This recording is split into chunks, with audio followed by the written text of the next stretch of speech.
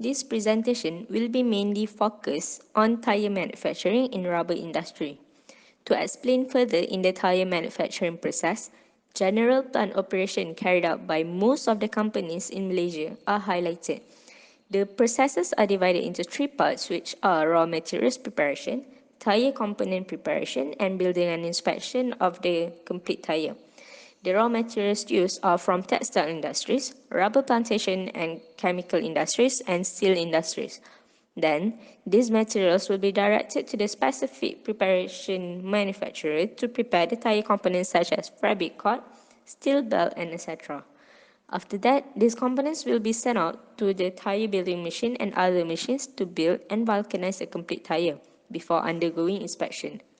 After the complete and thorough inspection, the tyre that fulfill the requirement will be sent out and sell. From general measure tire production plant, the main product is tire, while the byproduct is solid, gaseous, and liquid waste. There are several common circular economy practices by tire manufacturers in Malaysia. Our group aims to propose another circular economy to enhance the practice. After the tire have been commercialized and used, the tire will end up either as part one or end-life tire. The general circular economy practice for part one tire is regrooving and cold retreating. We have proposed hot retreating method since the metal costs are lower than the more complex products required for the cold retreating. The end-life tire and solid waste will be broken down into rubber, textile, and steel waste. For rubber waste, the common practices are shredding and cryogenics. From this process, three types of rubber will be produced, which are rubber chips, crumb, and powder, and they have their own application in industry. We propose thread alcohol process, which is to create alcohol, which is then used to produce butadiene, the basic ingredient in synthetic rubber. Thread regeneration process make high-grade regenerated rubber compounds, which are then used in the manufacture of new tires. Next, we also propose cryogenic turbomill method, which will produce mechanized rubber powder. Adding MRP into rubber modified asphalt RMA result in longer lasting, quieter road surface with lower total cost. In addition, we also propose strategies on utilization of rubber powder, which is involving modification ground tire rubber with trans-polyautonomer that will produce RMA. RMA has a standard road life up to 3 times longer than normal asphalt. Textile waste will undergo pyrolysis process to produce tire-derived fuel, meanwhile steel waste will be sold to another company. Common gaseous waste produced is volatile organic compound, VOC, will be treated by biofiltration process and will be released back into atmosphere. We also propose circular economy on liquid waste. It will be treated in industrial wastewater recycling unit and coming out as clear water. Pyrolysis process is used for the treatment of solid waste. First is feeding the waste of rejected tires. Secondly, preheating the pyrolysis reactor.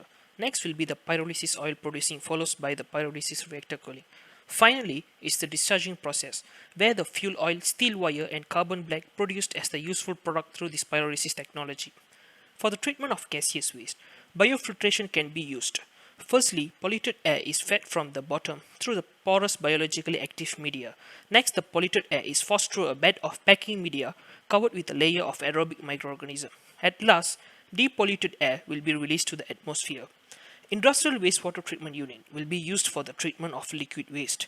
The wastewater is transferred from the tank to the treatment reactor. Once the treatment cycle is over, draining cycle activates automatically, which ensures a proper dehydration. The clear water coming out is sent into a clear water storage tank in order to be stored and reused. The environmental impact of the rubber industry can be divided into the positive and negative impact. Of the negative impact is the climate change, which arises from the carbon dioxide emission from the manufacturing products, from the manufacturing operation of the industries, and much of this carbon dioxide emission into the atmosphere can lead to global warming or the climate change. Also, there's the road safety effect, which happens when the tire product comes in contact with the road. It causes abrasion, then wear and tear of the particles. Also, pollution might arise through the improper disposal of a tire product, and also because the tire product has a limited lifespan, during the in-use process it can lead to the emission of higher amount of greenhouse gases, which can lead to global warming. Also, it causes odor pollution and land loss to the environment. Among the positive impacts is that the circular economy proposed can help to keep out waste of the landfill, conserve oil, conserve energy, and also reduce the greenhouse gas emission from manufacturing operation. It also helps to alleviate and reduce the air and water pollution as well with the landfills.